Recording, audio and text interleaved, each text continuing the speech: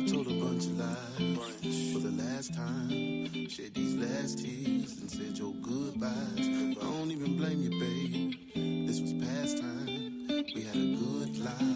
I enjoyed every bit. I guess forever came in a blink of an eye. I can't watch you leave. Feel like suicide. I'm breaking down, babe.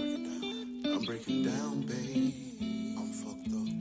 I know the last time I said it would be the last time. I know the last one I told you she didn't mean nothing. You said it plenty times exactly what you need from me. I got beside myself and treated you like a regular woman. Ooh, ooh, ooh, ooh. No, I don't wanna lose you. Ooh, ooh, ooh, ooh. But I can't blame you. Ooh, ooh, ooh. No, I don't wanna lose you. Ooh, but I can't blame you. I did a bunch of things. I caused a bunch of pain. Think you would tolerate it. I must been insane. No excuses, babe. I don't have it. I can't make no excuses, babe. I just can't. Thought we would grow together. It seemed like I just buried you. All the rain came and baby, you just couldn't bloom. I broke your heart. I broke your heart. I broke your heart. I know the last time I said it would be the last time. I know the last one I told you she didn't mean nothing. I said it plenty times exactly what you need from me. I couldn't get it right or come through if you needed something. Ooh, ooh, ooh, ooh. No, I don't wanna lose you. I just don't wanna lose you. But I can't blame you. I don't blame you at all. No, I don't wanna lose you. I don't. You gotta feel that, man. But I can't blame you. I can't. Ooh, No, I don't wanna lose you. Everybody comes this in one a I was different about, way. yeah, So I don't yeah. can't blame you. It don't make it no If easier. y'all listen to that Writings of a Narcissist album, I wish I could take it all woo, back. But that'll just cause you more pain. But I can't blame I'm a transparent person, so you. I'm sorry. good morning, good morning, good morning. Welcome to work. It is Friday. We have made it to the weekend. This week tried to kick our ass, but we fought back and we won. And we made it to the weekend. Thank you for another opportunity, Heavenly Father, for making me this way. I just want to say thank you. I ain't got much more to say, Lord. Thank you. Thank you, thank you, thank you. But I did want to talk to y'all. Welcome to the water cooler. We had the job. We got us a case today. I missed going to the water cooler yesterday. I'm not gonna miss it today. Let me go ahead and go to the cooler. Welcome to work, detectives. It's time to start another day. Warm up with your friends and get yourself together for the case. Good morning, good morning, good morning. We are at the water cooler here at the Water Tech Agency. I hope everybody's in a good place and in a good space. Today is Friday. I ain't got my stars on that though. Yup, there they go. Today is Friday. We are happy to be alive. We got that munyon. We got that munyon. Yes, thirsty. Hey, boy, let's hold about $3. I mean, can I hold like $3.37? I want to get me a bag of chips. Y'all remember chips used to be goddamn quarter? A quarter, not the little bag, $2.99. What is going on, man? What is going on? Y'all, I just wanted to say, man, thank y'all for making this week an amazing week, even though I was struggling. And I'm gonna share a little bit.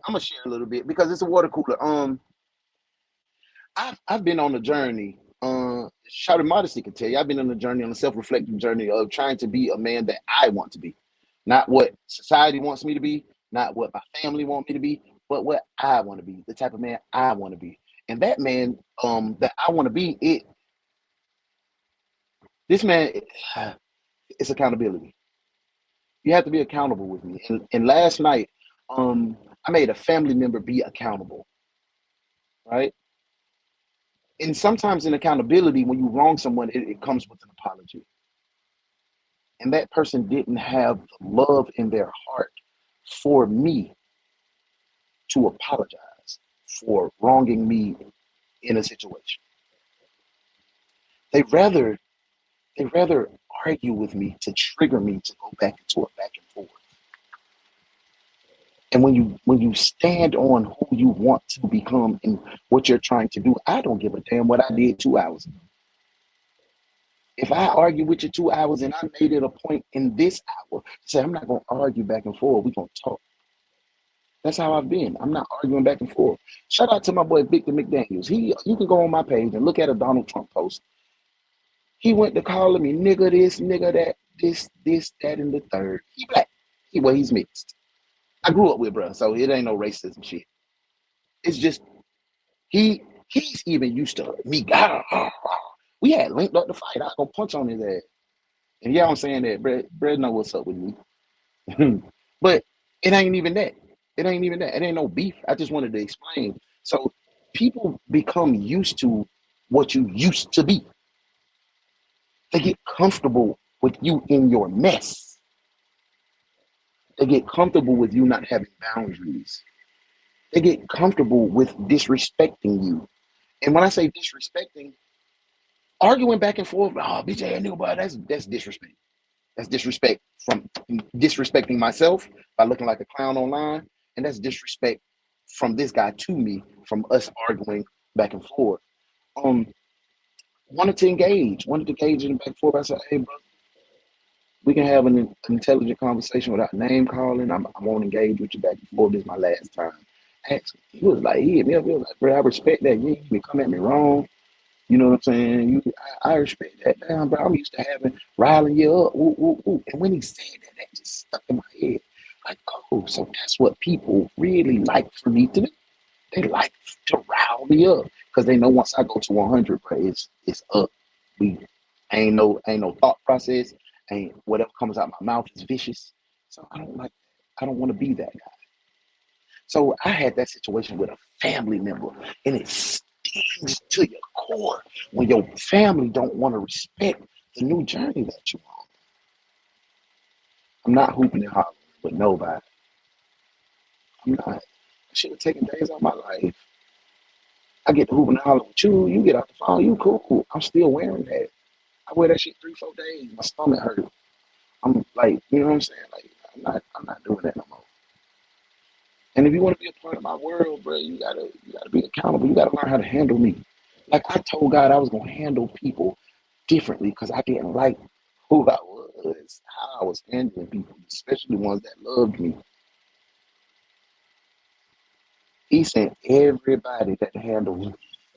This week, he said everybody that I ever felt that handled me wrong was looking for something from me. They were looking for some answers. They were looking for, and I didn't have it to give. So when you talk to God, be exactly specific about exactly what it is that you want, because He'll give you what you want. But when you pray for what you want, also pray for the strength to be able to handle whatever comes next or what comes with that prayer. And that's the part that I forgot. It stung me. It stung me hard. Because when you're telling somebody over and over and over, I'm not trying to do that. I'm not. That's not my person. And they keep you chained to the person that you used to be, like a dog in the heat on a tree in the country. They keep you on that chain. I'm not that. I'm not a savage anymore. I'm 45 years old this year with 3 grandkids. I don't want to do all that no more. I want to be a granddaddy. I want to settle into my role, learning how to communicate with people even during my anger, learning how to handle people softer, learning how people you got to respect me. If you don't respect me, I'm just going to remove myself. I'm not going to argue with you.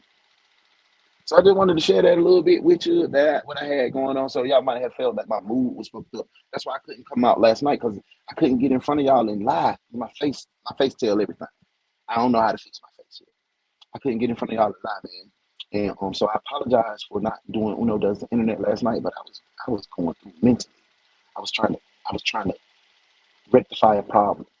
I did good. I did good. I didn't handle nobody wrong. I didn't cuss out nobody. I wanted to punch a wall. I wanted to fucking slap a kid. I wanted to kick my wife down the stairs. I don't do. I'm just saying that to tell you what type of mood I was in, man. And it was a lot of y'all that was reaching out to me that was just wanting to talk. I wasn't there. I wasn't there mentally to be there for. And I'm sorry. I'm sorry about that. Just in my heart. I'm healing out loud. I'm healing out loud. I'm healing in the public eye. And when I heal like this, some days are better than others. I'm human. Just allow me to have a little grace for your boy. I go through shit too. You feel me? I just feel like y'all love me up right here on the agency. Y'all love your boy up. And I thank y'all for that. Thank y'all for your time. Thank y'all for your energy and effort. Thank you for everything that you do for me on this journey of 5 years. You've been locked in. Thank y'all for that. I just had to get that on. Before we get into the rigmarole, I had to get that on my chest. I had to be serious and let y'all know. I appreciate y'all, man. And the ladies that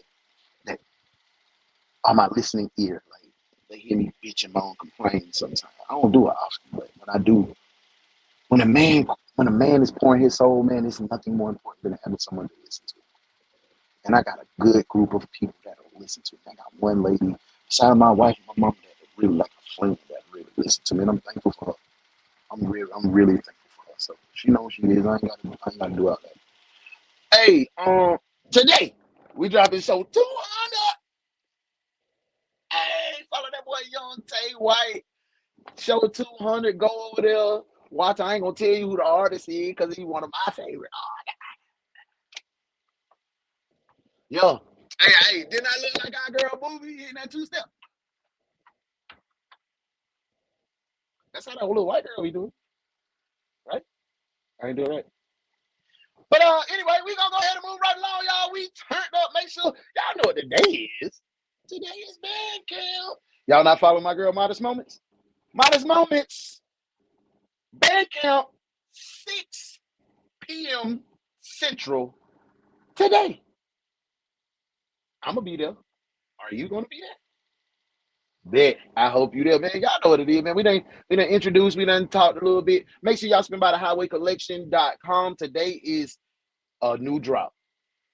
You better get to that website first because I'm not lying to you.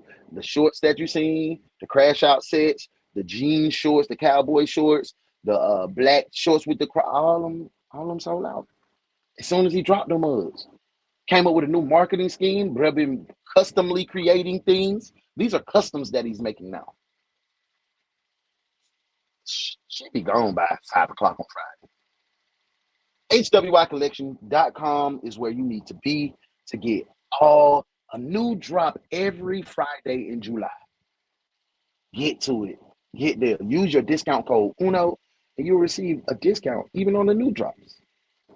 Don't say I ain't never put you on. Don't say I ain't never give you nothing.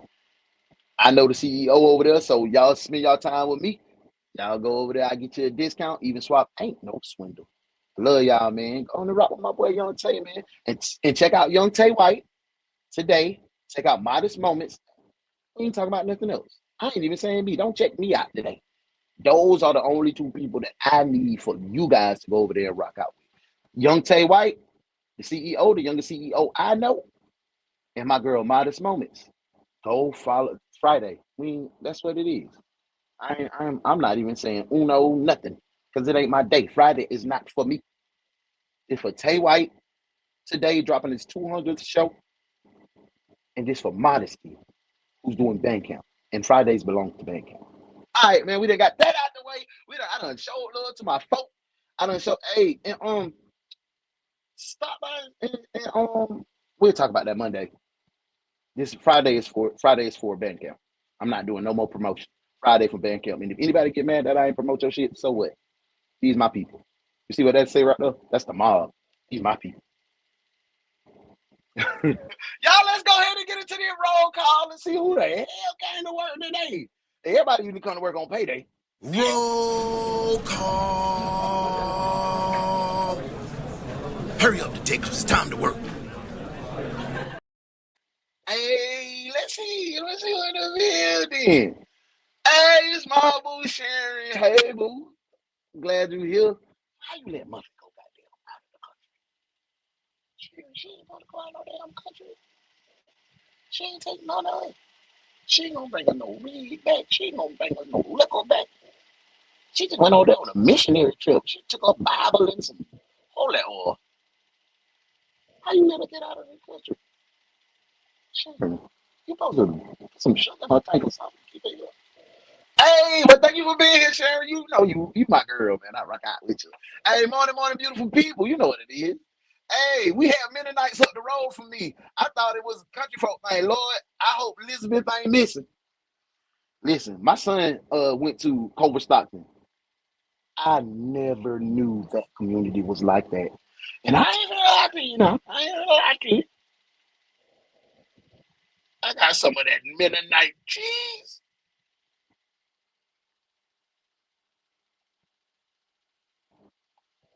They put the hand of God in that. That little butter they be putting out. I said, hey, I'm vegan. She was like, I can make you some vegan cheese. I ain't gonna lie, that was the creamiest cheese I ever had, bro. I ain't never had no vegan cheese like that no more. I don't know actually how they make that shit. I don't know. She had candles. She was selling candles, peanut butter. She was nice. She sat right there in front of the school every day. And every time I went to go pick up my boy from Culver Stockton up there in Missouri in the middle of the cornfields, I stopped by Miss Lisbeth. Her name was Lisbeth. It was so dope, bro. We went to a hibachi restaurant. And that was the first time. They was like, is this halal? Is this this? Is this? What type of rice is this? Is this natural? Woo, woo, woo. He was going down the whole list. He was like, what about the peas? What about the He was going down the whole list. And when he was satisfied with the answers, he went outside and he got his family. And when he got his family, it was when they deep. I said, well, damn. They came in that mud, they fellowship, they laughed, they had good time. But it was all about them. We were the only black people at their table. And they fellowship with us. And that broke my like, cause my wife used to watch Amish country and them folk were crazy as a fool. So I was like, I don't want to say with these people that got pistols on them right now, but they'll kill a nigga. Lies. I was misinformed. Hey, Menace said, hey Sharon. Look, oh dang, I ain't even look over there. I ain't even know Muffin. Y'all ain't telling me Muffin was here. Hey Muffin, you having fun? Yep. Sharon, thank you, boo. I got IG turned up. Hey, Sharisa was over there. Good morning, Sharisa. You don't went over there to IG, get that love. I appreciate you. I hope you don't smell back over here to YouTube because IG cut off. Well, I'll be a monkey's uncle. Look what we got here, guys. The head of accounting. Right, hold on, let me see. Right there. Boom. Because my screen is mirrored, so I got to pull it opposite. Right here. Look who it is. Earl Lee. Y'all need to talk to him about y'all money checks. He is the head accountant. Darius is responsible for all monies. All monies. All of them. Damn, my shirt. Oh. Look at Earl. You see him in there. Look at him. Look at him. Y'all see me. Coffee in hand. Hey, where my cup of Josie? He don't even care about nobody. He just come in here feeding his face and shit. He don't give y'all checks. He don't do nothing. He don't want to do none of that, man. Shout out to my boy Marcus McLean. I got his shirt on today. I was feeling that way. When I be feeling rough, I go put on my boy's shirt. Hey, that boy got donuts. Donuts for the crew. All right, young Tay White on up. Grab your gear. Get into that, man. Grab your gear and get in there. Yeah. Sean, what's up, big dog? I appreciate you being here. No, they're not prejudice around here either. They just strongly support their own community. I ain't mad at that. They said, boy, we not finna let the world tear us up. We gonna keep it funky. And I respect that. And look at that. My number one side piece in the building, booby. What's up, boo? Thank you for being here. Thank you for being here. Hand me 2 plain donuts, please. You don't want no coffee? You don't want no coffee? Hey, y'all tell Darius what kind of donuts y'all want. He finna goddamn send that to y'all. Yes, sir, Reese. Let's get to it, man.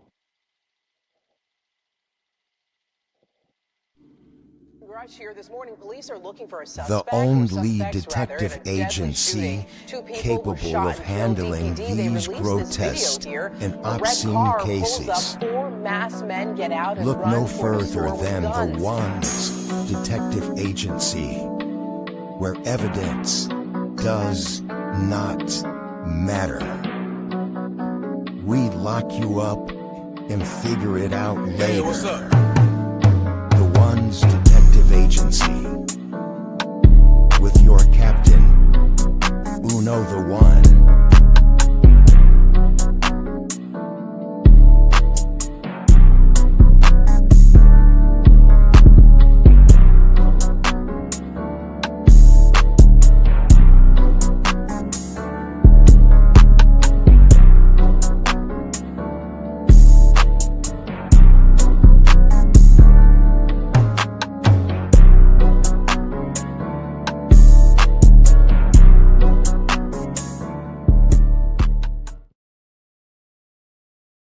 Mennonite woman was found dead in Arizona.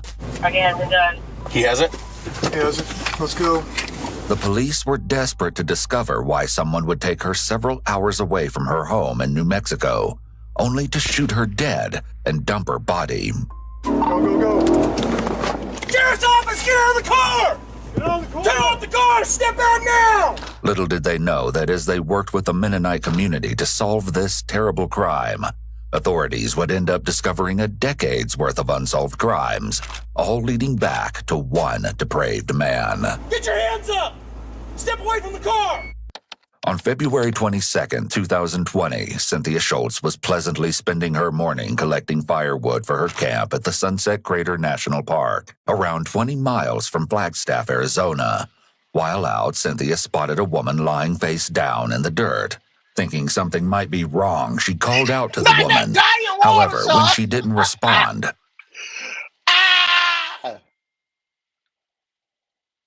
that dying water, man. Sean, look at your girl movie. Look at your fellow detective movie. She be on my case because I be drinking that goddamn on. I drink the zero sugar juice. And she be like, oh, you drinking that shit? Y'all on my talk this morning, man. Cynthia had a horrifying revelation. The woman was dead. Cynthia alerted the authorities, and soon the area was swarmed with police, trying to get to the bottom of this tragedy. He didn't move or nothing. He just came and looked, checked her, and okay. Rigid as a rigor mortis. She was real stiff, cold. It was immediately clear to the detectives that this case was a homicide, as the victim had a gunshot wound to the head and her hands were bound together with duct tape. As they inspected the body closer, they noticed that the victim was wearing very modest and traditional clothes, which made them suspect she might be a Mennonite. Mennonites are a Christian denomination that practice a conservative lifestyle, dedicating themselves to their religion and only using technology that's strictly necessary, such as basic phones. Through forensic comparisons, the police were able to identify the mysterious victim as 27-year-old Sasha Krause, a Mennonite woman who... Hey, man, damn, my girl, Sasha. Rest in peace, Sasha. Love you, girl. had gone missing from New Mexico on January 18th, over a month before she was discovered. While police may have finally been able Little house on the prairie address. Yeah, she a real to give their victim a name, it was now time to uncover her horrific story and find out the truth about how she ended up murdered in a that was my son stay out there for stuff in Mesa, Arizona out there, bro. I like Arizona. It's nice. It's hot as a national park, nearly 300 miles from her home. Damn. Through interviews and investigation, Boy, that boy wanted her missing. 300. the police were able to determine that Sasha was a Sunday school teacher who had worked and lived on the Lamp and Light compound, a Mennonite community in Farmington, New Mexico. On the night of her disappearance, Sasha was making a quick late-night stop by the Sunday school to finish an errand. When she failed to come home that night, Sasha's roommates alerted the community and the police. I just wanted to show y'all this real quick. Y'all see y'all name on there? It say 1, Muffin 2, Sharon 3, Sean, that 4, 5, and 6.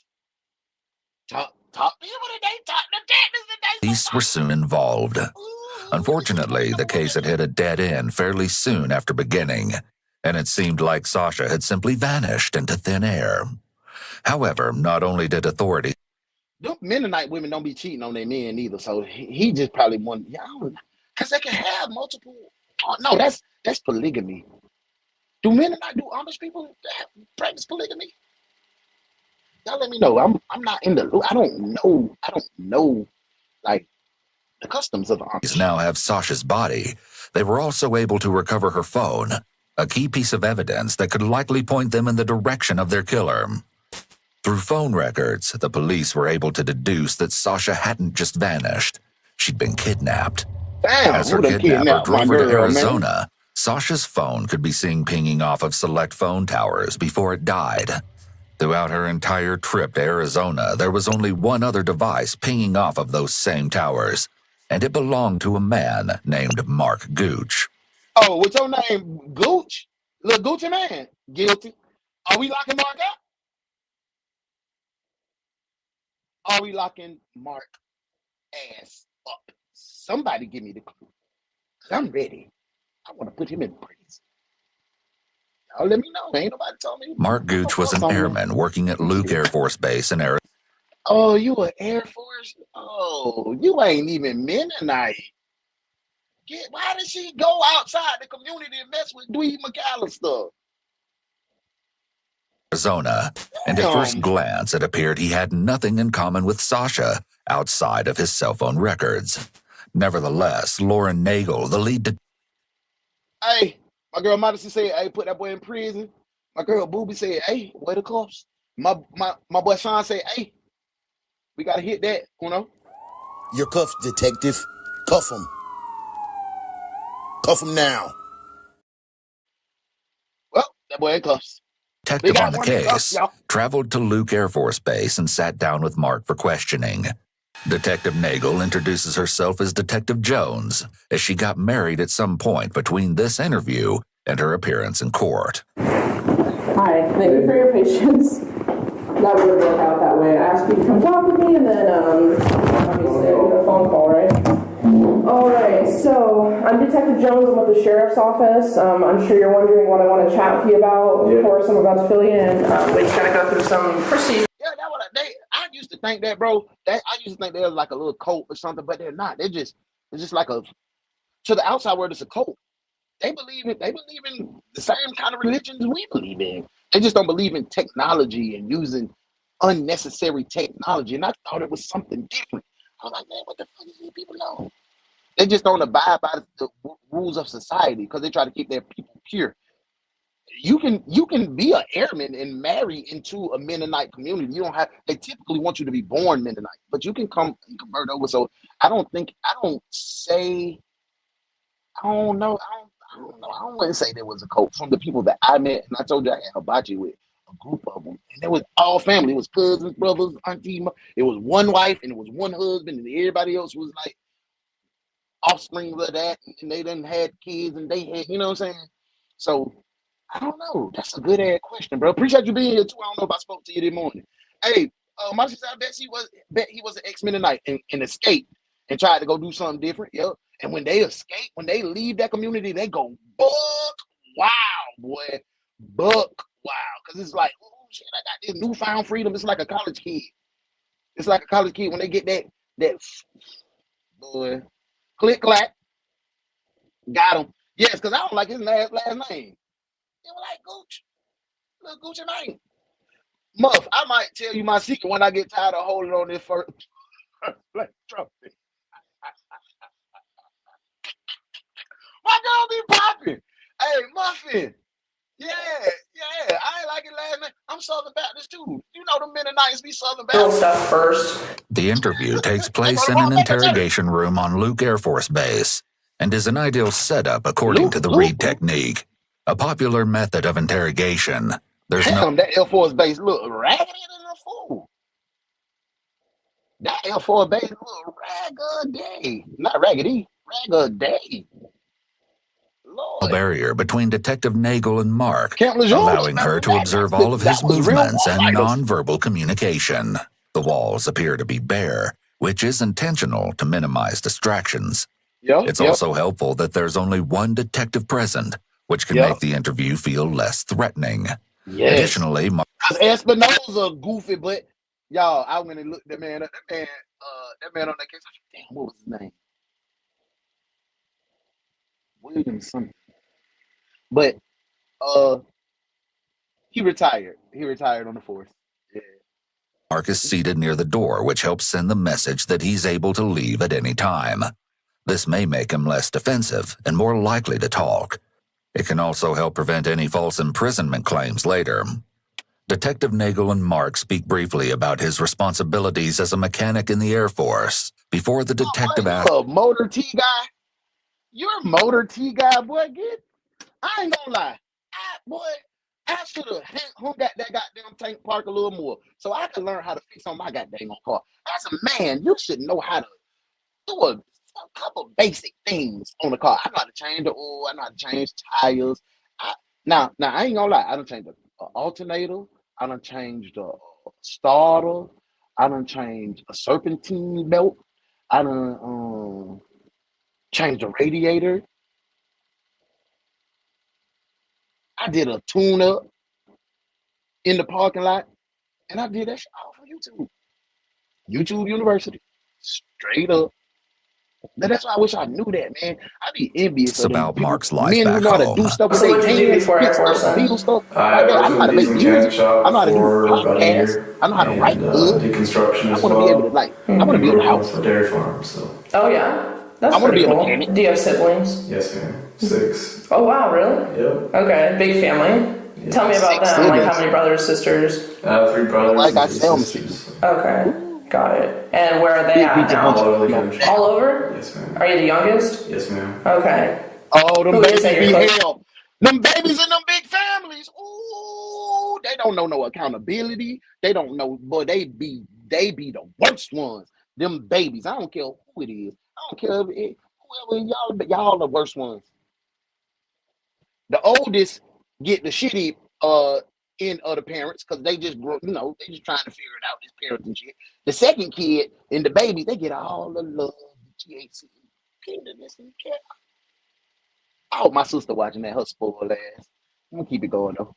This with? I don't know, we kind of got separated pretty good I after gotta change the everybody watch. started moving out. So you're not close with any of them though? I talk with them on the phone here and there, but I'm probably closest. Maybe my brother back in Wisconsin. Oh, gotcha. Which?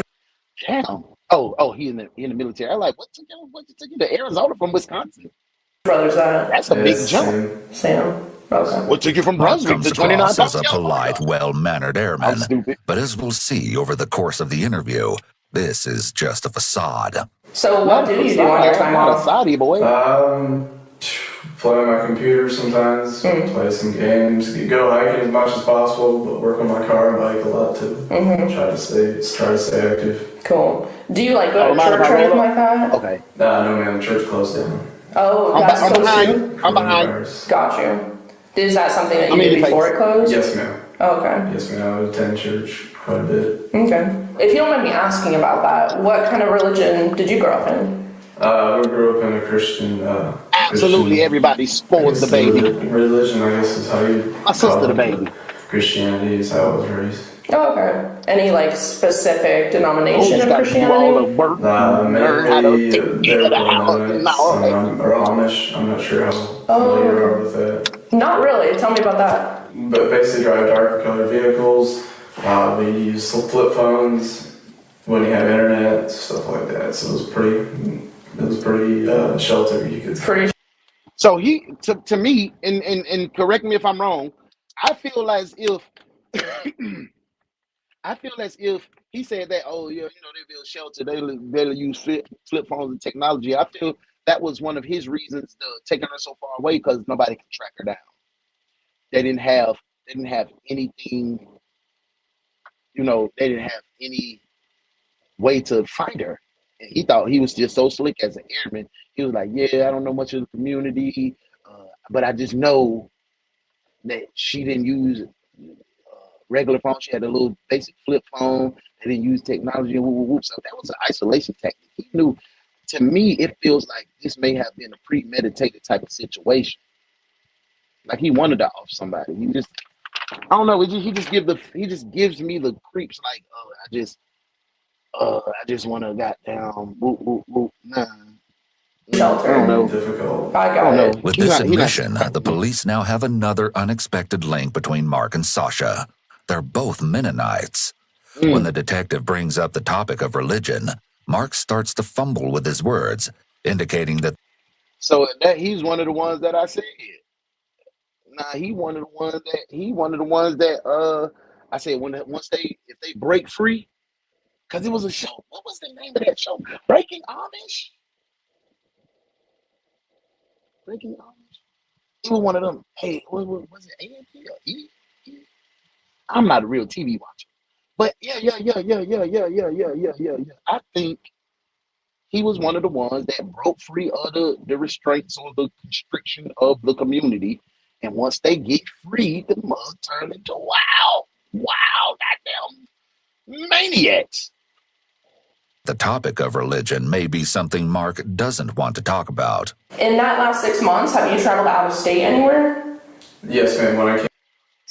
Yeah. When he said here, like, yeah, we grew up in the same religion, we Amish, but he started explaining about it. That's when I don't know, but they said he ain't had no connection to her. So did they grow up in different Mennonite communities? Oh no, you ain't wrong. He grew up Amish. Yeah, for sure. Okay, yeah, breaking Amish. You remember? I don't know I can't remember. It was like I was watching with my wife, and one of the girls she just ran like she was running for was looking for her. She had to went to like California. She had to bust it down. And went and got her ears pierced. She blonde let her hair down. She wasn't allowed to let her hair down. The little dress that she wore, she got rid of that much. She had no booty shorts on. Shawty was out there. She had got 2 babies too for a black man. Came down here. I drove my car from Wisconsin down here. When she bought the black dude back, that was like, he's not Amish. Oh, okay. So you drove from Wisconsin to Phoenix. Correct. Anywhere else? Nah, it's just I don't know. It's just the way that he replying to me. He's already guarded. Look, he's crossed. He's trying to sit with his legs free, but nobody really sits like this and protect themselves. Yeah. Who talks like that? I don't know. They will lose, yes. And that's what happened, bro. They lose their mind with that. Pretty much go to stay in Arizona. Boy. I try to do as much hiking as possible. Mark doesn't know it yet, but he's just been caught in his first lie, the first of many. Using words like pretty much, mostly, and similar sentiments are qualifiers and often throw up a red flag to detectives. These words usually indicate half-truths or that there's something the individual may not wish to disclose. In this case, Mark saying that he pretty much stays in Arizona isn't true at all, and he's hiding something very big. He also uses filler sounds such as to delay answering so he has time to think about his response. Hey, is it me or some of these things that they say are triggering are just natural things that we do? Like when I'm thinking, I'll be like, nah, I don't be the woo, or I'll be like, I don't know. It's just something that I say. I don't know. Maybe that is a filler word, but it just gives my mind time to process exactly what I want to say. That's not hiding anything. You think? Y'all let me know what y'all feel about that, because they always say that. You know what I'm saying? Like you're probably wondering, why I'm here. So I'm a detective. I'm with Coconino County Sheriff's Office. Okay. And I am working a homicide investigation. Okay. There was a girl named Sasha Krause that was killed. Did you hear about that case? I've seen it in the news. Yes, ma'am. Tell me what you know about the case. It's basically the news report. She was from New Mexico, right? Mm-hmm. And she left home one evening, and they found her in northern Arizona, like Flagstaff area, correct? Right. So that's the case that I'm working. That's true. Why we do that though, boo? We done been to this damn restaurant 7,600 times. It's the family restaurant that done been in the family. We done been going here for Sunday dinner several times. Why do we gotta get to this menu? We know every combo on this menu. We get to that dang on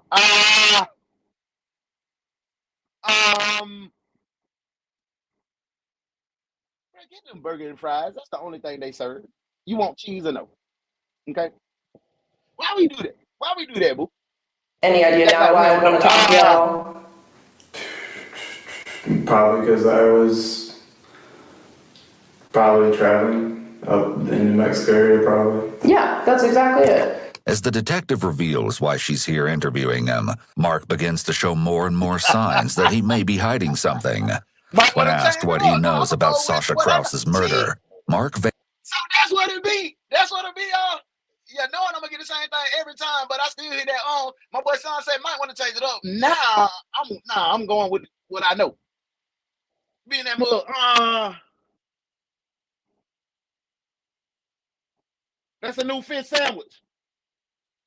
Okay, what come on that fish sandwich? Butter, salt, cheese, give me the double cheeseburger. What? You done did all that? Hell, what's wrong with? I be doing that too. Knowing I don't eat no meat, I be double Whopper.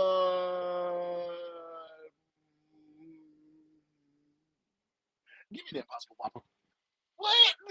Bro, you know that's the only thing that I can eat off the menu, but I gotta look. No, I don't want that chicken. I don't even eat chicken. I eat chicken in 8 years. Do I want the chicken sandwich? Nah, we so green when we do that. Higley says that they found her. This is a soft way to describe something as violent as a hump. He was directing traffic. That's what I'm talking about, detective. He double dipping. See, that's how you supposed to do. He left one duty and came to his main duty. Man, salute to my boy V. V in the building. V. Hey, V got some work coming up, bro. V got some work going on. House of Weird Profession. That mob shit. Ooh, wait. That's all I want to say. I ain't gonna even spill no beans. I'm just gonna say, wait. How that song go? Wait. They don't love you like I love you. Wait. I'm doing too much. My fault. Aside. And they found her in northern Arizona. Hey, you see what cuz is talking about DD. That's my family nickname. Only my family call me DD. But actually, I don't answer to nobody but my family when they call me DD. But that's my name. Hey, let's talk about childhood nicknames. What was your childhood nickname? I had 3.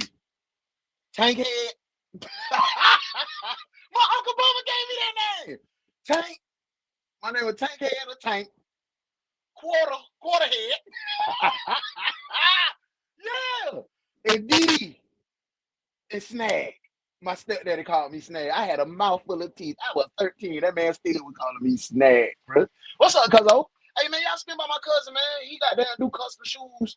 He got that on. If you put the discount code UNO in, he ain't gonna give you that. But you put it in there. See what you get. What's up, cuz?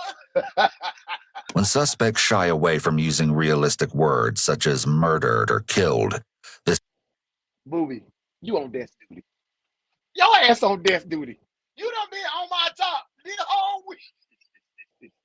can be a red flag for possible deception as they're minimizing the crime.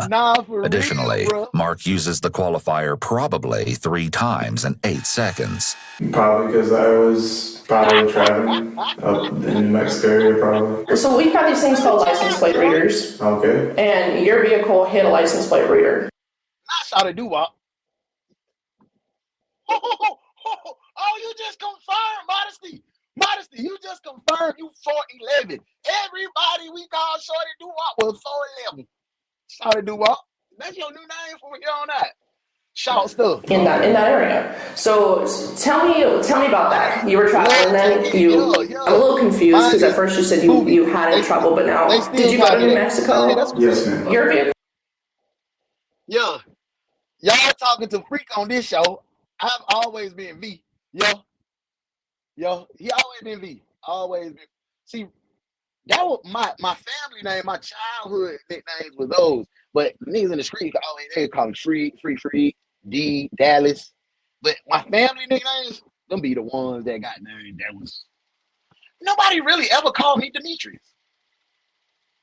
I was just thinking about that. Damn, that's probably why I don't like that name. I really don't. I don't like my name. I don't like my name at all. I don't even like my middle name. Then my baby mama just went and named us. Let's get back to the story. Vehicle was picked up on that license plate reader in the general. My name should have been like Reggie. Ready, Dallas. area on the same day actually that she went missing. And so what I'm doing at this point is I got to talk to everybody, as you can imagine. That's my job. Anybody who's in the area, anybody who could have seen something. Despite the fact that Mark appears to be intentionally lying, Detective Nagel does a great job of calling him out for it while also remaining non-judgmental. She does this in order to keep Mark from feeling threatened and ending the interview, while also not letting him get comfortable in any of the lies he tells. The more someone repeats a lie, the more confident they will become. She also keeps him calm by not telling him the whole truth about why she's there. Although she's telling Mark that she's just interviewing everyone who got picked up on a certain license plate reader, we know that Mark is actually... If we would have had this interrogator on Marquis would have got 77 death sentences in a row. her number one suspect, and that he was found through phone records. This is just one example of the ways detectives can lie during interviews in order to get a suspect to tell them the truth. So why were you in New Mexico that day? I was planning on going, so I was checking out Mennonite churches. I had traveled up to... Oh, so you a Mennonite killer. So you were just going traveling looking for Mennonite churches. So you a dog. Flagstaff. Mark takes a big pause after he says he traveled, followed by his foot twitching, and then he says to Flagstaff. I traveled... Flagstaff so nice. Up to... Flagstaff so nice, bro. I love Flagstaff. Flagstaff. This is something called a cadence switch, which is essentially a disruption in the flow and inflection of speech. In an interrogation, this can be seen as an indication of something being left out of a story, as the speaker paused and changed their speech pattern. I was hoping that ski resort was still open. Yeah. They were closed due to coronavirus starting up. Mm-hmm. And so I figured I'd go check out a Mennonite church up in that area. So I knew some people from Wisconsin that used to live there. Mm-hmm. And I wanted to go just attend because I've really been missing that social life. Yeah. I used to have at Mennonite churches. Is there any reason why you didn't tell me when I asked you if you've traveled? You didn't mention that to me. Is there a reason that you didn't? No, man, I'm sorry. My memory just, I don't know. It's not.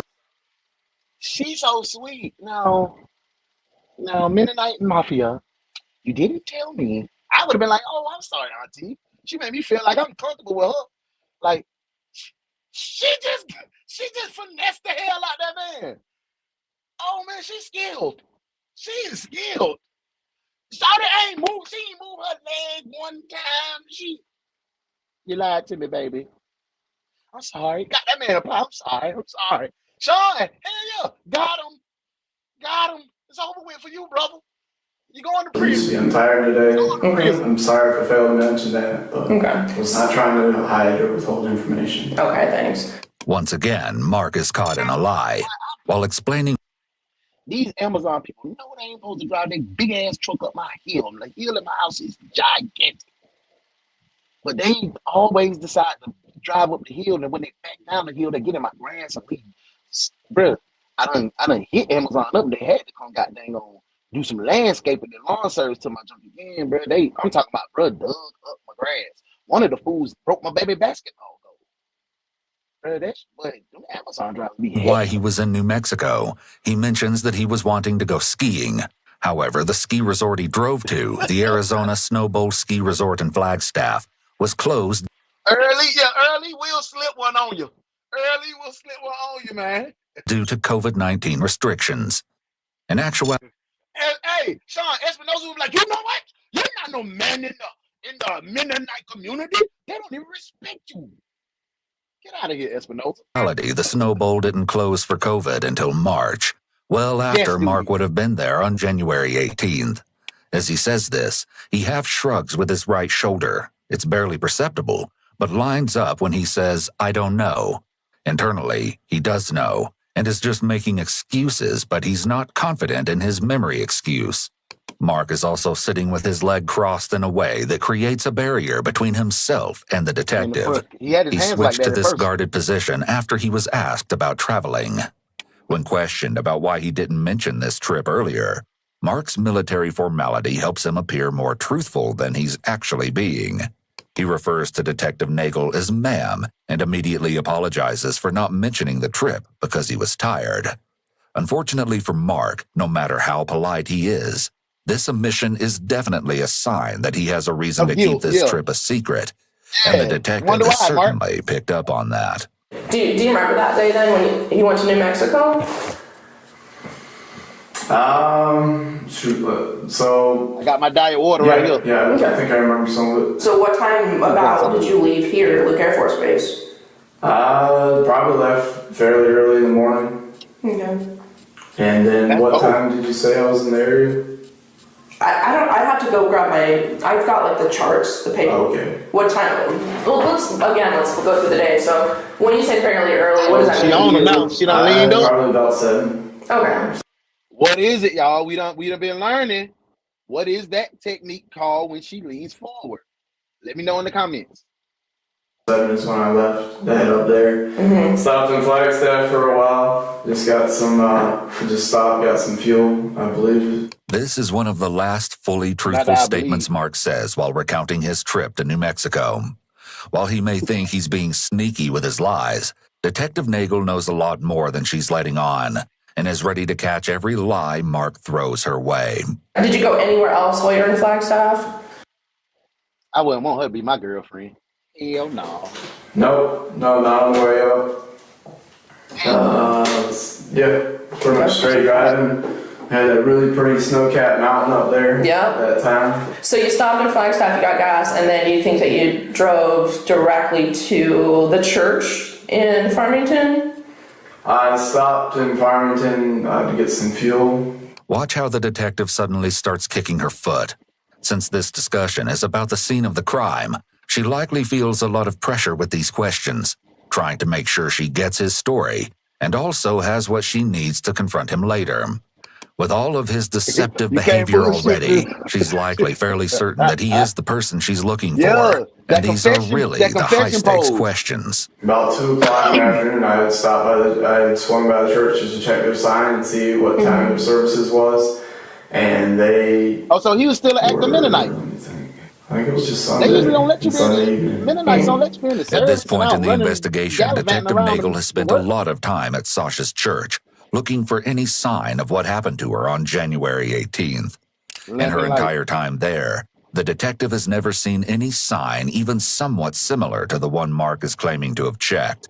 Did you, talk to anybody while you were there? No, there was no one at the church, and I didn't want to bother anybody, so... Did you like it? I don't know, what is it a church that, like what you grew up in, or different? It looked fairly similar, but it's not really the same, so I'm a little disappointed with the whole long drive and everything. I didn't really see it as working out long term to make it there. Yeah, that is a long drive. It'd be way too far to drive. 6.5 hours. So I talked to my friend. He wanted to go hiking on Sunday, and I really wanted to make it for that. I work with him in the shop. And who's that friend? His name's Kefley. Mark claims that he made plans with Kefley to go hiking the following day. However, according to Kefley himself, the two actually went to a swap meet, also known as a flea market. From what I'm understanding, it doesn't sound like you were there for very long. No, man. And then where did you go after that? Trying to remember if I was going to go look for a hike. Damn, 3 minutes passed by before you said it? Or did I head straight back? I think I started, once he called me about the hike on Sunday, I think I started heading back. He called you? Correct. While you were over there? Correct. Okay. According to Mark, Kefley called him to discuss plans. However, the phone records disagree with Mark. Mark and Kefley only texted that day. Yeah. And in fact, the only person that Mark spoke to on the phone was his brother Sam. Not only did Mark and Sam call, but they actually called each other 6 times for a total of nearly 2.5 hours, which is longer than the two had talked on the phone for the last 6 months combined. On the way back home, did you stop anewhere? I made it to Phoenix. He needed to tell somebody what he did. Okay. He needed to tell somebody. So am I understanding correctly? He needed to tell somebody, so he got them confided in his brother who he had spoke with in 6 months. That's going to look suspicious as hell in the phone record, right?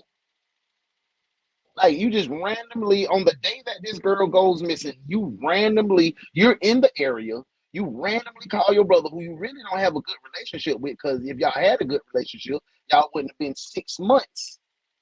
Y'all wouldn't have been 6 months without speaking. Me and Darius got a great relationship, and I wish like hell he goes 6 months without speaking to me.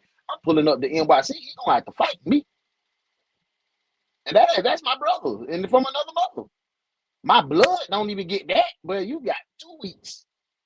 I don't hear from you, boy. I'm on your shit, unless we don't get along. Bro. Unless we don't get along. Lock him up too. He knew what his brother did. Straight up. Let me go ahead and hit them cuffs. Lock the brother up too. Yeah. You're cuffed, detective. Cuff him. Cuff him now. Let's get back to it. You don't remember stopping anywhere? No, ma'am. Is that fair to say? Yes, ma'am. Okay. Do you remember what time you got back here to home? It was fairly late. It was probably getting late. Probably 8 or 9 o'clock. When I got back. Long day, man. Yep. Mark makes a lot of lip and mouth movements here, known as micro-expressions. One of the biggest indicators of deception and hiding something is a movement called disappearing lips, which Mark demonstrates. Once again, Mark's account of the trip contradicts his phone records. While he might say that he went straight home from New Mexico, the records actually show him stopping in Sunset Crater National Park for several hours.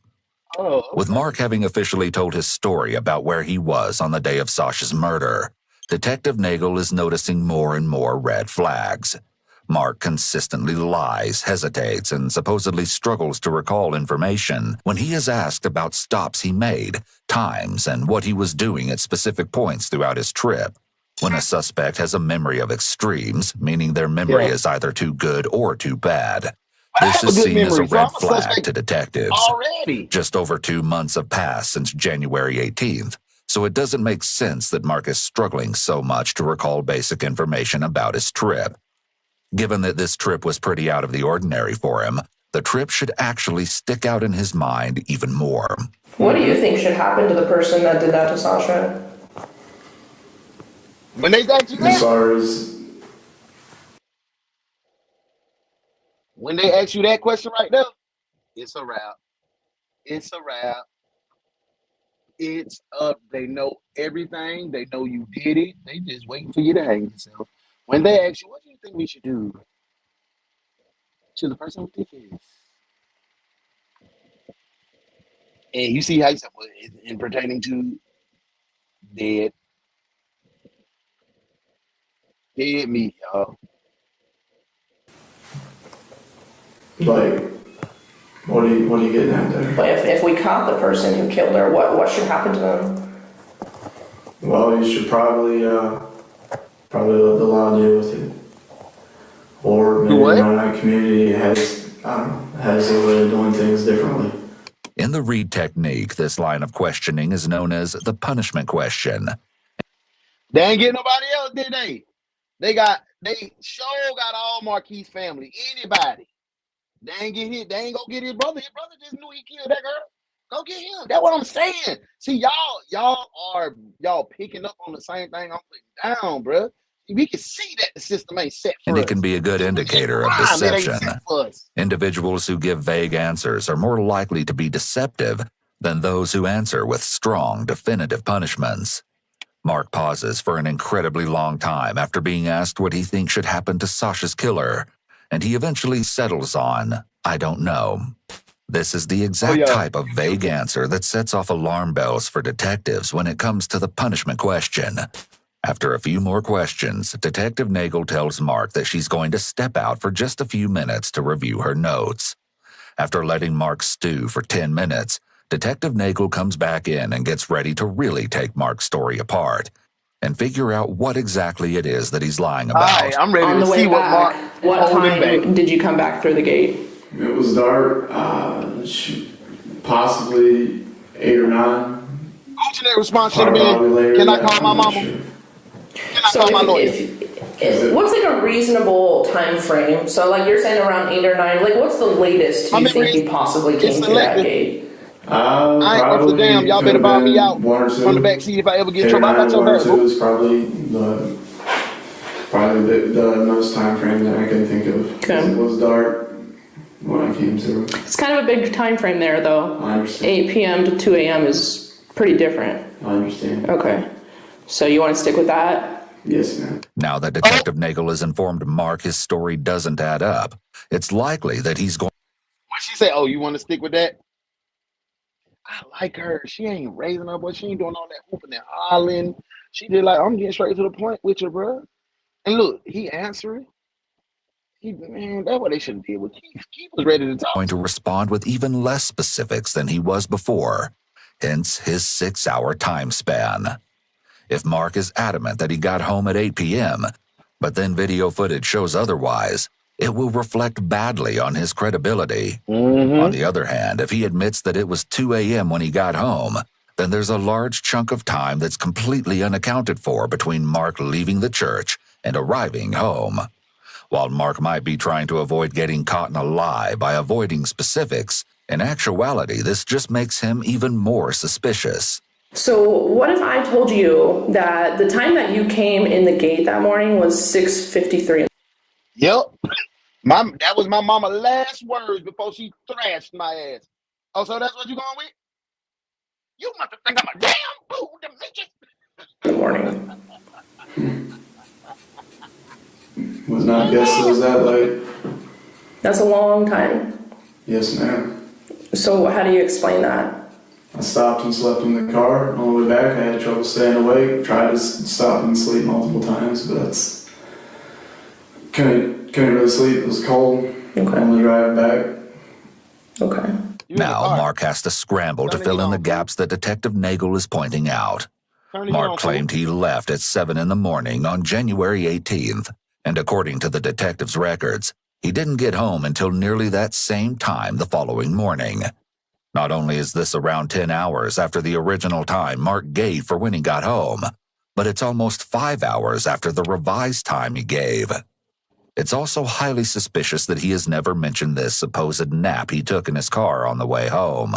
And it definitely comes across that Mark is doing anything he can to try and cover up his lies. Have you gone to Flagstaff any more than that one time? No, ma'am. Except when I came down from Wisconsin to Duluth. I don't remember which route I took coming in. Okay. So after this New Mexico trip, you have not gone back up to Flagstaff again, is that right? Not to my knowledge. Mark saying not to my knowledge doesn't make sense here, because how could he travel somewhere without his knowledge? This is a selective memory statement, but in this situation, it also just doesn't even... I feel like he playing us for Boo Boo the Fool. Like, really? Are you really? Like, what? Fit with the statement, and he would have been better off going with I'm not sure, or I don't think so, or some other selective memory statement. He must be starting to really feel some anxiety about this, because his thought processes are less logical and his word choices aren't great. So I know that you went back up to Flagstaff a couple days later. Okay. And I've got a couple different ways to confirm that, like your gate checkouts and evidence that you were up in Flagstaff. So did you go back to Flagstaff for some reason a couple days later? Possibly went for a drive. Went to go, I don't remember. When asked about going to Flagstaff again, Mark hesitates for a long time before answering. Significant delays can be a red flag for deception. Some questions require thought, so it would make sense for someone to stop and think before answering. However, it doesn't take this much thought to remember if you recently went to a town 2 hours away from where you live, meaning that Mark's hesitation just comes off as suspicious. Clearly, Mark isn't going to be truthful about what he was really up to on January 18th. So Detective Nagel changes gears and starts asking Mark more about his Mennonite connection to Sasha. Earlier when we were talking, you mentioned how when you're not born into the Mennonite church, we use that word outsider. Like you're kind of an outsider compared to like people who are born in. Sasha was like that too. Did you know that her family was not born into Mennonite church?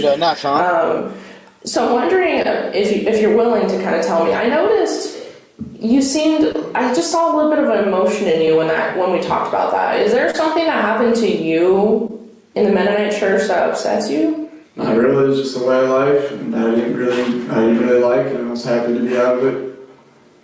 My parents left the church. By stating not really, he's denying anything happened to him, but not strongly. By using a qualifying statement instead of just saying no, it suggests that there is something, but he doesn't want to talk about it. Okay. So Mark, what I do for a living is talk to people. Understood. And I just feel like I can read people a little. I know I don't know you. I'm not going to even pretend I do. So, but there's something there. And is it just something you don't want to talk about? Something that happened that made you leave the church? No, ma'am. I pretty much left the church when my parents decided to leave. Okay. Mark uses another qualifier, but what is more interesting are his lip movements. It seems like his lip movements are his fidgeting behaviors, but he's probably had some training about not showing anxiety both in the home he grew up in. No, because that's showing all anxiety. When you locked in, when they tell you to lock your body, you lock your body, your face, but you get scared to breathe.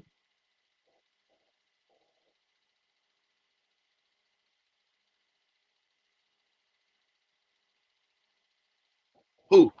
I can stay like that for 3 hours. Straight up. As well as in the military, so he doesn't have a lot of the bigger nonverbal cues that we look for.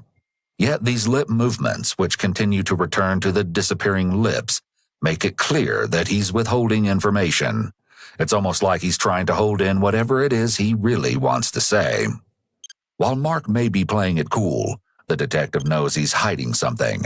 Before this interview even began, Detective Nagel was able to go through Mark's text messages and saw some concerning things regarding his views on Mennonites. In a text conversation, Mark and Sam are told by their brother Jacob, a Virginia state trooper, that he had just given 2 Mennonites a speeding ticket. Mark and Sam are both overjoyed to hear this, and Mark even says that he hopes that Jacob treated the Mennonites like shit. Sam makes a point of calling the Mennonites cultists, giving some insight into how he and his brothers feel about the... Oh, they're finna turn to a hate crime now. They're finna turn to a hate crime, and why is the brother in jail? Like Sean just said, we locked up Marquis' little sister, niece. And all she did was pay the rent. We locked up Marquis' boss. And all he did was give Marquis his check he worked for. Come on, bro. And he a state trooper. And he's willingly telling you that he is a stereotypical officer. He profiles other people that's not like him. He's not conducive to the force. He needs to be removed. Yes, Sean, pick his brother ass up. Yeah, that way. We ain't do all that rigmarole, V. We ain't do all that rigmarole. When them folks said attention, lock your goddamn body. I wish you would move. Religion. In another conversation between just Mark and Sam, Mark tells Sam that his surveillance on the Arizona Mennonites that morning was boring. The use of the word surveillance was incredibly alarming to authorities. Include them into the fact that he may have been planning some kind of attack on the community for quite a while. We have a detective talking to Sam right now. Okay. In Wisconsin. Okay. And so I want you to know that for this main reason. Sam's telling us some stuff, and you're talking to me, and I want to just make sure, what both of you guys are telling us lines up. And what I know a little bit about from what Sam said is, sounds like something's going on here as far as like maybe you. I'm gonna say this. I just thought he was a brother. Like he was just talking to his brother because he was nervous. You know what I'm saying? I would have called somebody too if I done hit somebody out. When I got in my first shootout, I'm gonna just put my business in the street. When I got in my first shootout right here in Atlanta, Georgia, on the West End at the West End Mall, I will buy some weed. I ain't gonna lie to me. The nigga tried to rob me and my little brother. My brother first. Bah! Hit the car. I heard it. They shot back. Bling, bling, bling. I had the 45. Boom, boom, boom. I let all 16 of them go. But I didn't hit nobody. I didn't know if I was terrified. I called my mama. I would have got locked up. You have hard feelings against the Mennonite church, or maybe like a grudge or something like that. So let me get this straight. You're talking to Sam right now, huh? Mm-hmm. Yeah. So it sounds like I need to get You gave Marquis 3 chicken strips. 3 years. 3 years. a lawyer because you're trying to pin something on me. Well, I read you your rights at the beginning of this. Yes, ma'am. And I'd like to see a lawyer now. You would like to speak with the lawyer? Yes, ma'am. Okay. So I'm not going to ask you any more questions then. I am going to have you sit here for a few minutes. Understood. And then I'm going to kind of explain to you what else is going on today, okay? Yes, ma'am. Okay. You go without water? Correct. All right. Detective Nagel is using a bit of the prisoner's dilemma technique, pinning one suspect against the other. We see him do a big anchor point movement immediately after, and his illustrators don't line up with his words. Yeah, it's a dogfight right As soon as the detective leaves the room, Mark unbarriers his legs. Detective Nagel's comments clearly struck a nerve with Mark, and for the first time, we see him change his reaction and become stern. He clearly doesn't like that his brother is also being interviewed. Perhaps Mark has good reason to fear that Sam will say too much to the cops, as while Sam refused to answer the majority of questions during his brief interview, he did say one thing that caught detectives' attention. Not only did Sam claim that Mark had a grudge against Mennonites, but when asked if he knew why the cops were questioning him, Sam ominously replied no, but that he knew his brother and how he is, giving police even more reason to be suspicious of Mark. With his interview concluded, Mark was served several search warrants for his phone, apartment, and car, all of which proved to be very enlightening to the authorities. The first thing investigators noticed when looking at Mark's car was how spotless it was. Upon further inspection, they were able to recover a receipt that showed Mark had gotten his car heavily detailed on February 23rd, the day after it was announced to the public that Sasha's body had been found. Additionally, the police also discovered some black nitrile gloves in the car, alongside some suspicious stains. Now that detectives are finally able to scour Mark's phone, more inconsistencies began to pop up. According to his deletion records, Mark had deleted several files and documents from his Google account early in the morning of January 19th, after returning home from his New Mexico trip. He also deleted several texts with Sam where he discussed getting his car detailed, stating that he wanted the detailers to clean the interior really well. With several concerning, if somewhat circumstantial things found in Mark's phone and car, they had enough to detain him. However, police still didn't have enough evidence to actually connect Mark to Sasha's killing, never mind justifying a... We at the end, y'all. We almost to the end of the show for today.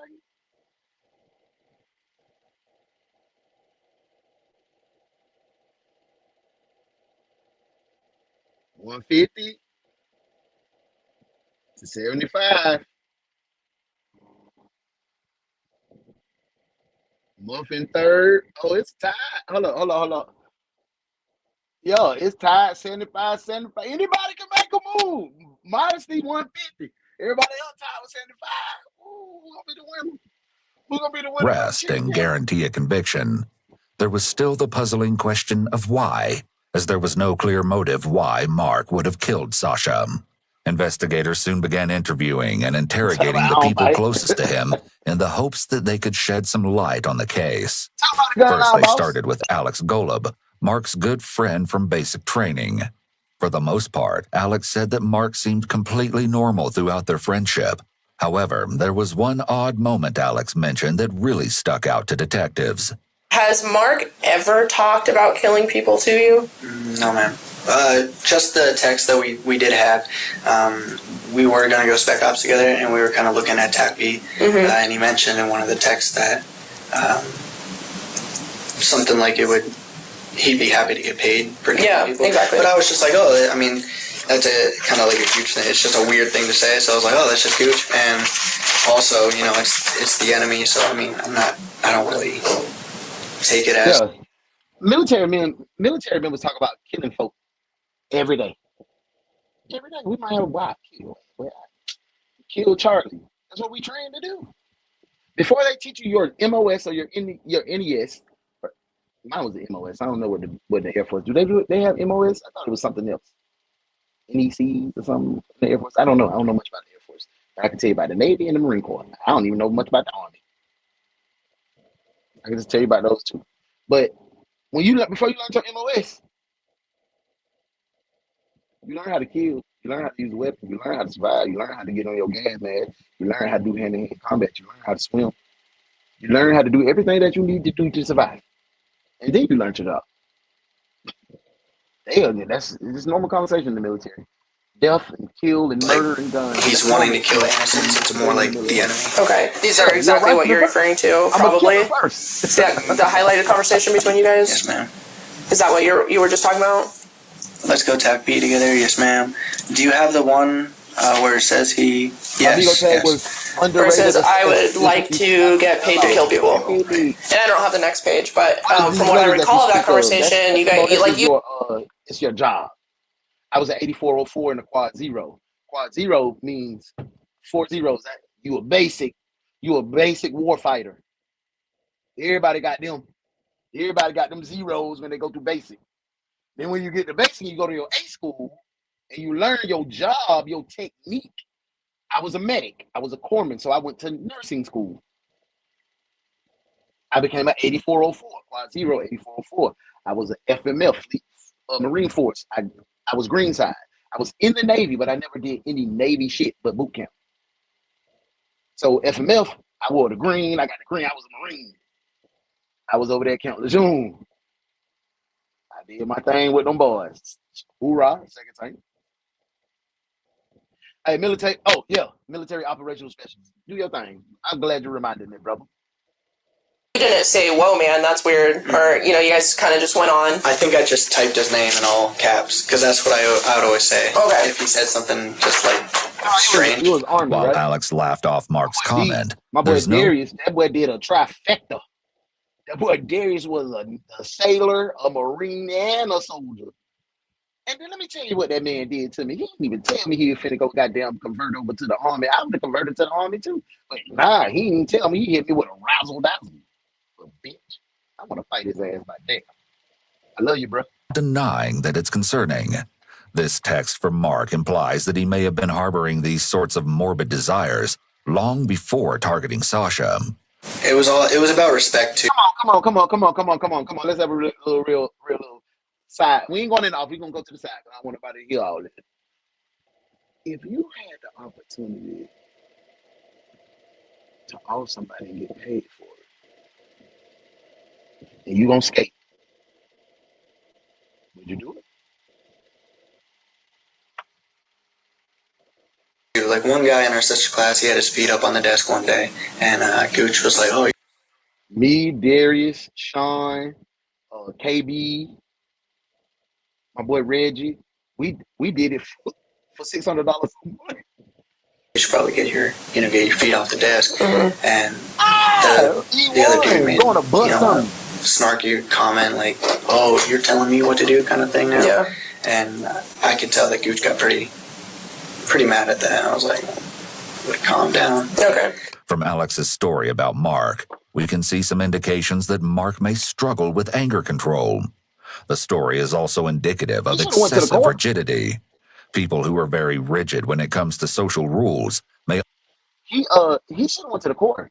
He went to the college. He went to the Air Force. No folks smart over there. They do computer work. They got dang on ride bikes for exercise. Like no cap.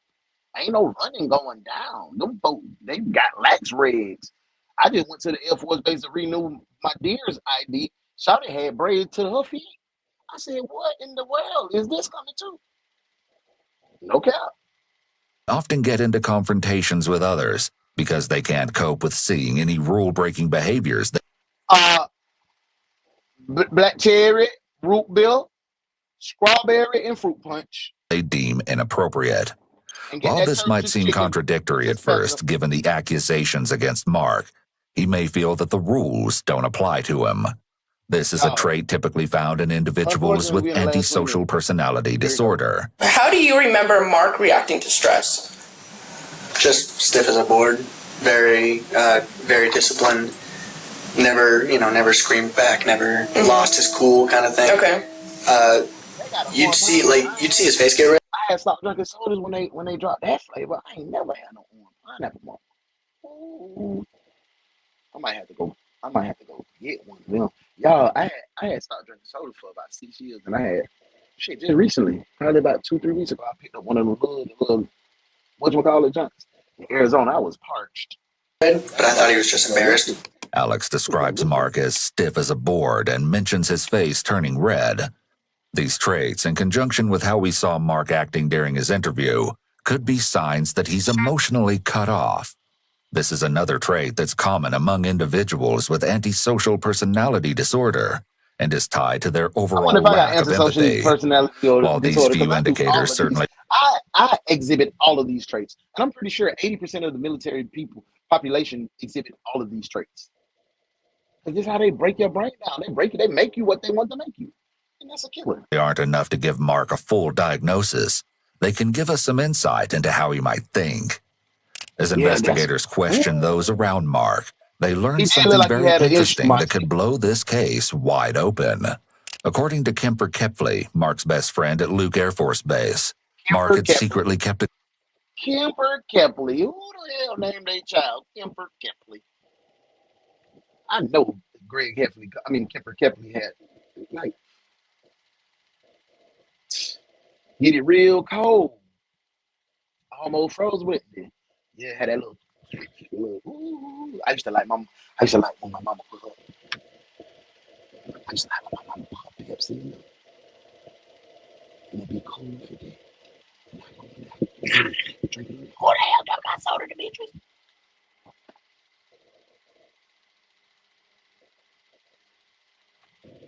I used to be bad, bro. Gun on base for several months. However, he'd recently given the gun to another friend to store off base. Detectives were quick to track this gun down and bring it in for testing, which showed that it was the same caliber as the bullet that killed Sasha. However, while the police were in possession of Mark's gun, the case took a turn none of the investigators were expecting. I got a text just... Hey, y'all talking about frozen grapes? Go to Sprouts. It's the grapes that they sell. They're in the frozen section, and they come in a green bag. I can't remember the name of them. And they be them cotton candy junks. I used to eat them like real Starburst. I mean, a few minutes ago from Sam Gooch that said Mark Gooch had said that I could help him out with his possessions.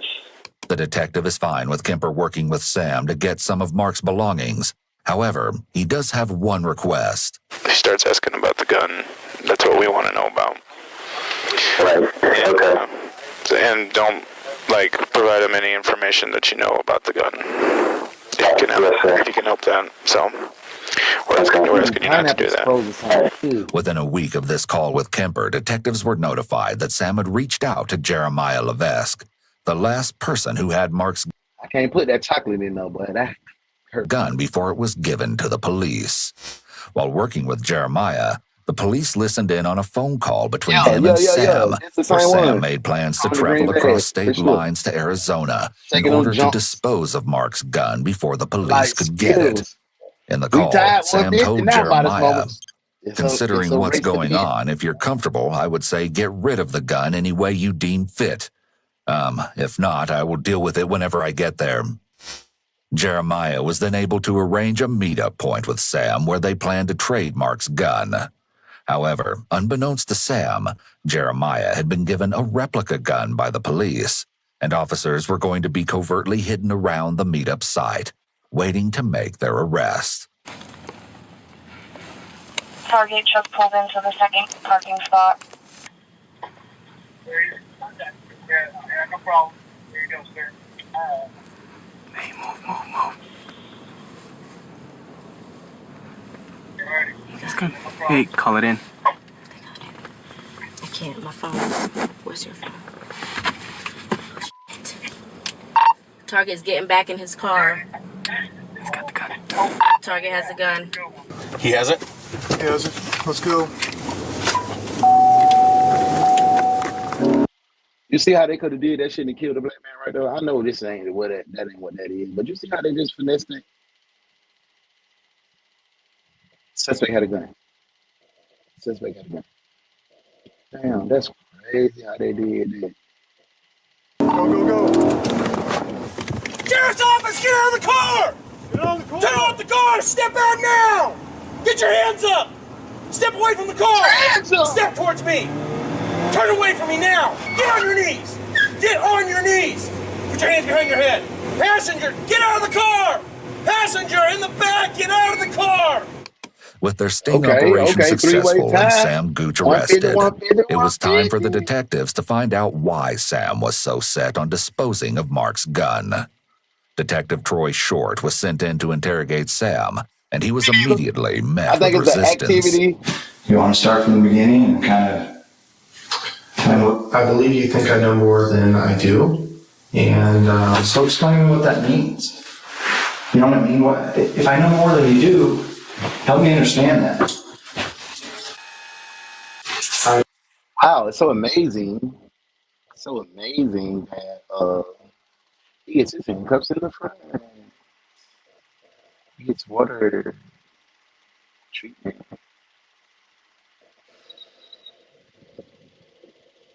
I just be noticing the difference in the race of the suspects and how they're being treated. I don't think this is going to be a productive conversation for me. And do you want to tell me about tonight? No, sir. Okay. Do you want to tell me why you guys came halfway across the country to pick up a gun? No, sir. Do you understand why you're here in the room? Yes, sir.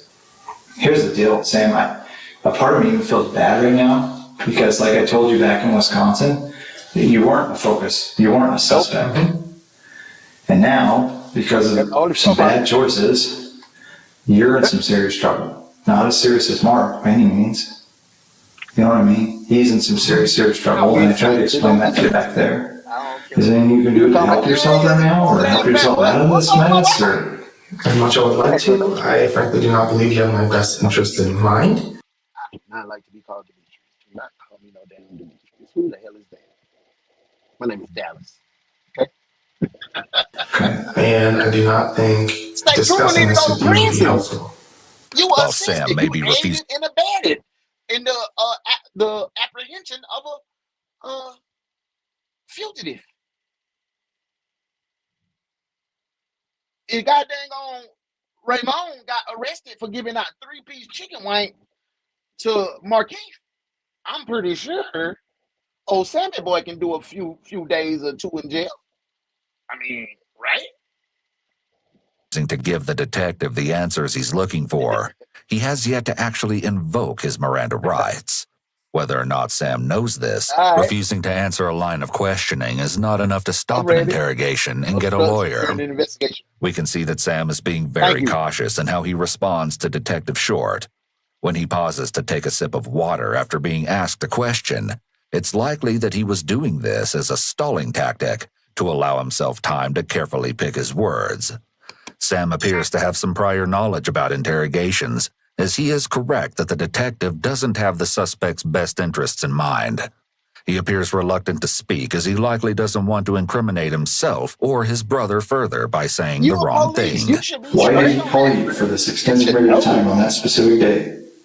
Specifically the day that he's under arrest for murder. You know what I mean? Extensive amount of phone calls that day for a elaborate amount of time.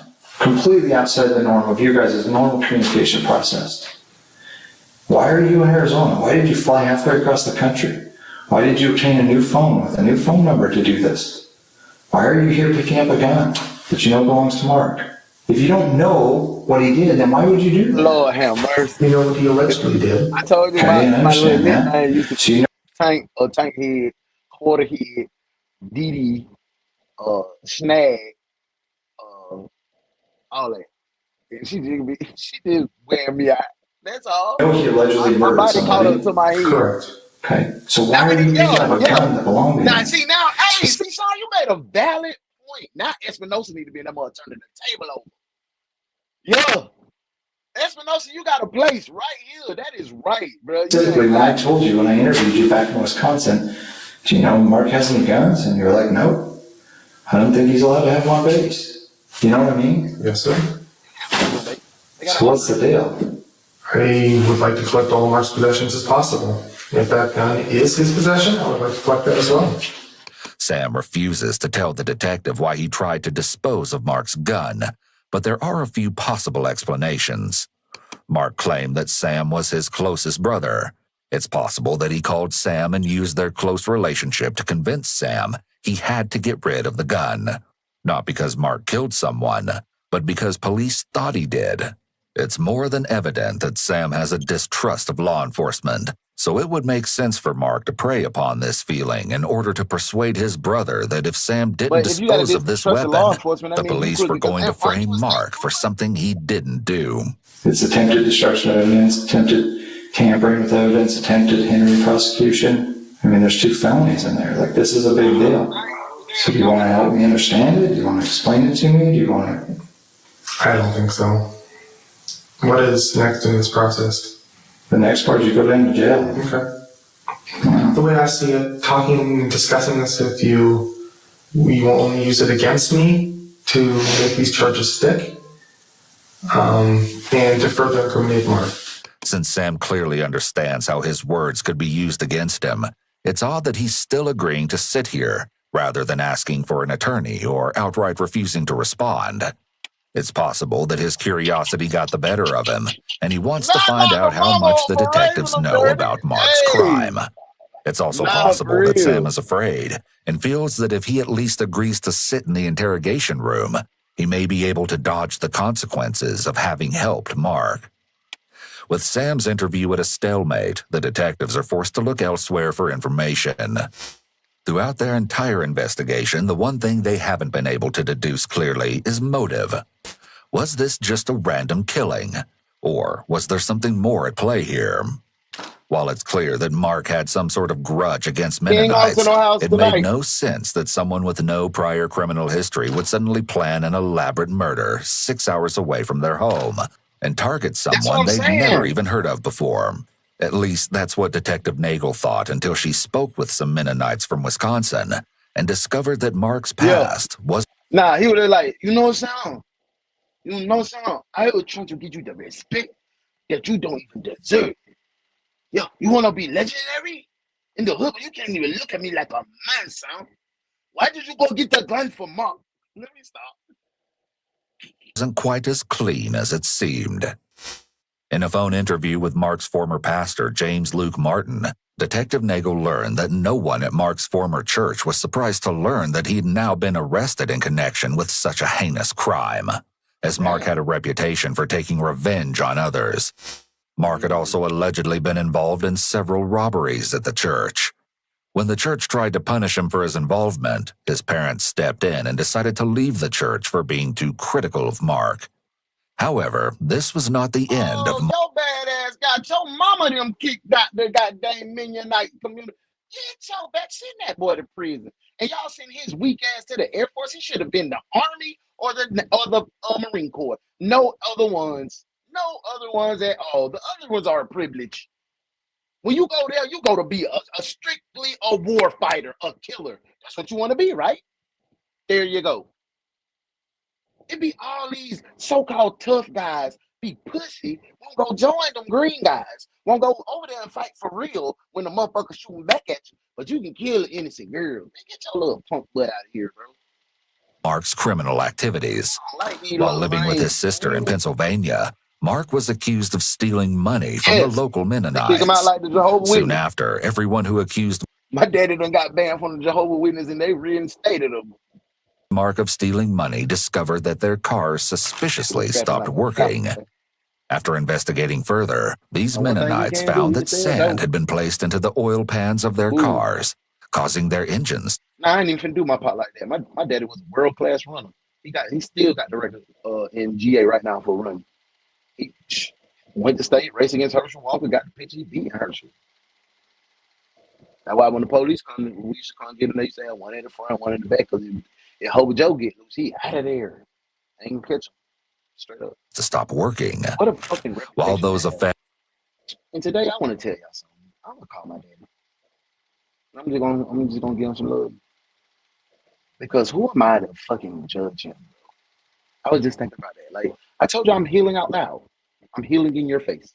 who who who gave me the nuts to judge this man? He did his sole job, put me here on this earth. God got me.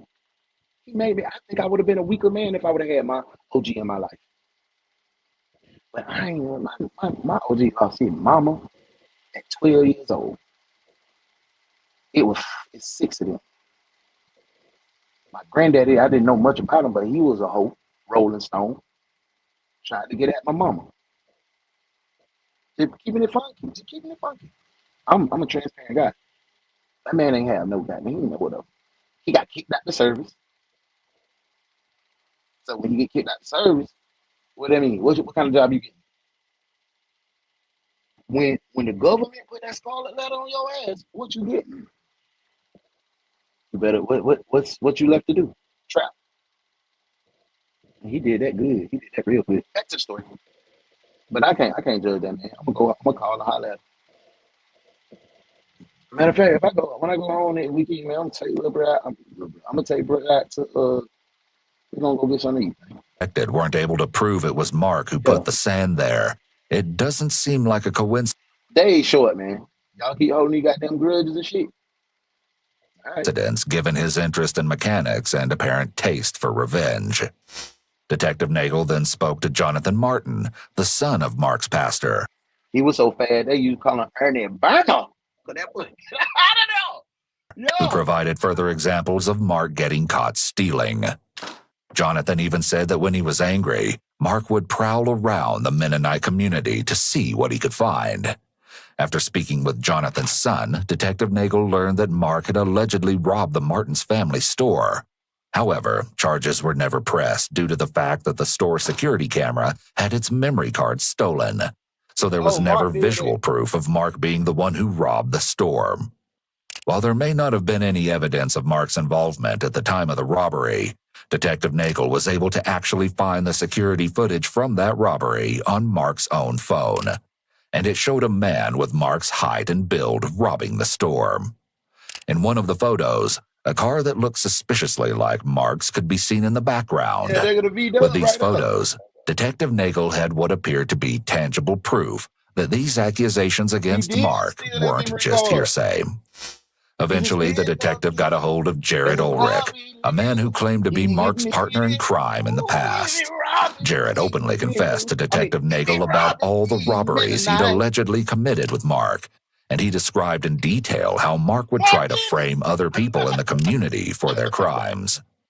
There definitely seemed to be evidence that Jared... That boy got a saber and a metal cross? That nigga's a vampire killer. Jared may have been telling the truth, as a series of texts were found on Mark's phone, all of which had been recently deleted.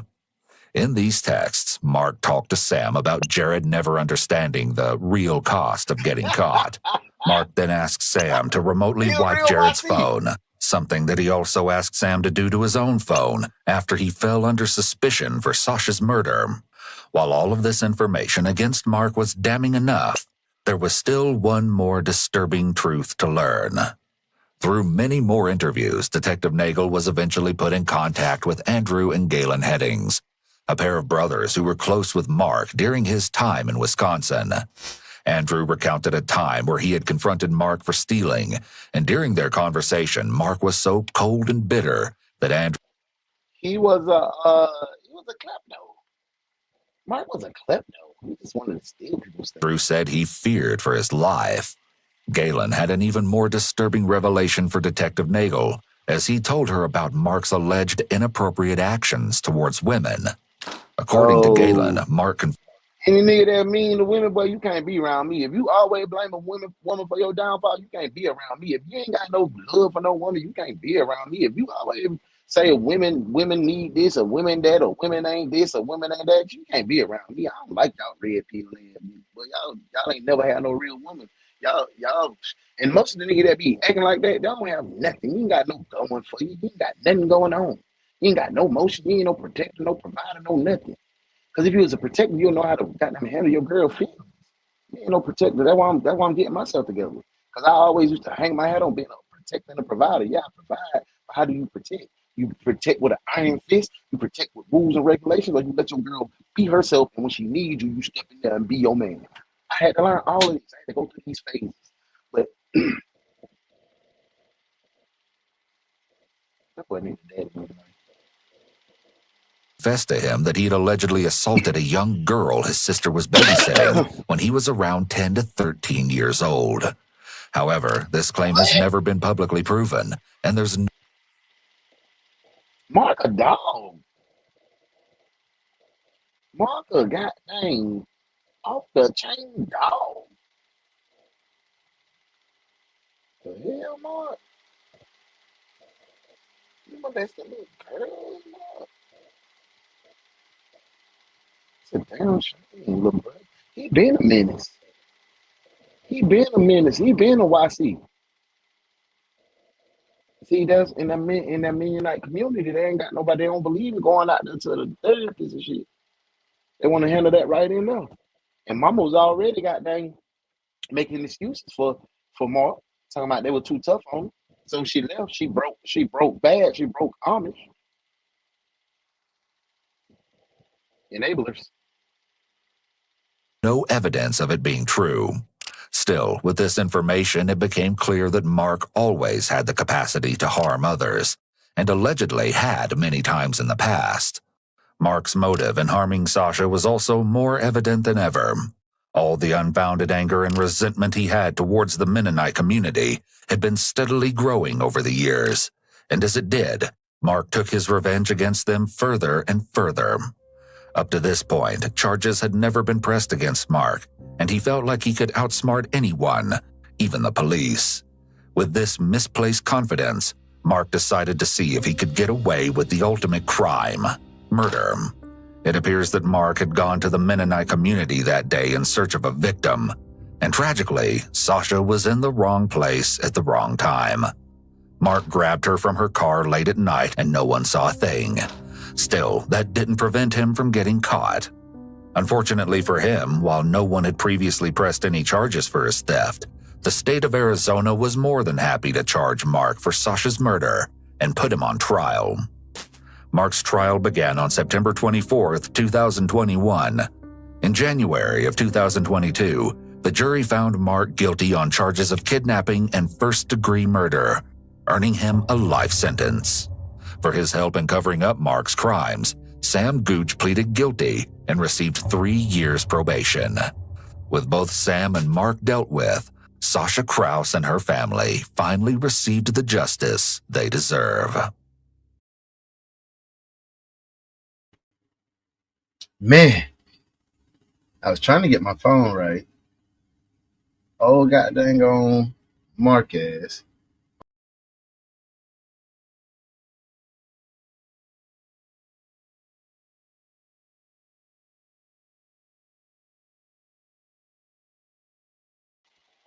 Marquez was a menace to society.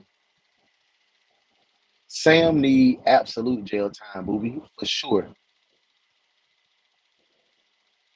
Too tough my ass. Hold that mug accountable. He out here stealing and killing. And mama them ain't do nothing. They're enabled. They enabled that behavior that allowed him to become such the savage to kill that girl, man. Then he had a couple people in the hood scared of him. He didn't come across as that guy to me. Nah, that was they gave him that just probation to me because he was affiliated with them boys. Like, well, hey, now we can't do you like that. Hey, boy, his hairline holding on for dear life. Absolutely, absolutely. I agree. They dad and mammy should have been locked up because they raised them boys. Because they raised them. They raised them in. I hate to say it, and no disrespect to any Mennonites. They raised them in that environment, that community. So that community will be only good as its leader. And it looks like they had a leader that wasn't up to par. That's why this guy was far removed from what the world was. So in his little community, he could do all this rigmarole and get away with it. Go talk to the headmaster. The headmaster might be your goddamn mama. You know what I'm saying? So, it might be, it's not real world. It's not real life society. So they don't know how to blend in. Not even blend in. They don't know how to, I guess I can say blend in. Blend in of what society standards are or society norms are. Plus, he was only getting slaps on the hand. We seen he done molested a girl, stole, robbed somebody, stole their phone, all in the Mennonite community. And he should have been in damn jail. He should have been in jail, juvenile. But because you were in that community, he only got on the wrist. When he joined the Air Force, he was out and about. It's like he had too much freedom. And then he did that shit that y'all let him get away with in the Mennonite community. He did it in the real world, and it's real world consequences. That boy is, Sean, goddamn sheltered. That's what happened when them boys sheltered. Nah, they raised them in lies too. Yup. Parents locked them up too. Dennis the Menace. Yeah, he is definitely Mark the Menace, the Mennonite Menace, Triple M. Oh no, baby, you didn't kill them. They just practicing their funeral and still sleep. Yeah, like they gonna wake up. They doing real good acting. Y'all, I gotta go get cut. I gotta get my cut, man. My barber had hit me up and said, "Hey, bro, I need you here the next 30 minutes. I gotta go out of town." So, hey, man, if y'all don't hear nothing I say, tap in tonight with my girl Modesty. 6 p.m. Central, 7 Eastern, 4 Pacific. Tap in with that boy, Young Tay White. He gonna drop the 200th show. But all eyes need to be at band camp tonight. Pinky promise you gonna be there. Drop it in the comments. Hey man, I appreciate y'all rocking out with me all week. I ain't got no overtime for you tomorrow. I'm finna get on the road. I told you I'm finna get on the road. I'm finna make these probably sell 8 hours. Me and Tay White finna link up. You know what I'm saying? We finna go kick a little goddamn mud flavor. Safe weekend to y'all. I want to see y'all back Monday. I love y'all. Thank y'all for rocking with me because y'all rock with me. No other reasons. Just know that I appreciate each and every one of y'all. It's been fun. It's been a good week. I'm still on Markeith. Markeith might have been the wildest case of the week. Hey man, don't be surprised if I pop up on y'all tomorrow though. Love y'all. Peace.